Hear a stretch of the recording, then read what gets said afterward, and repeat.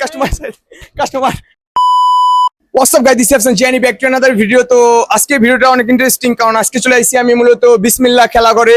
তো এখানে মূলত আমি আমার কিছু জিম করি, ওই জন্য মূলত কিছু গেঞ্জি টেঞ্জি বলেন, তারপর ওই স্কিন কাপড়ের গেঞ্জি নিছি, দুইটা ওই প্যান্ট নিছি, মানে যেসব প্রয়োজন নিত্য নতুন জিনিস নিছি। তো ওই সাইডে মানে নাম বলবো না, এক দোকানে গেলাম, তো এর দাম চাইলে মানে যা চাইছে তার মূলত 60% কমে, মানে 50% কমে আমি এখান থেকে নিছি।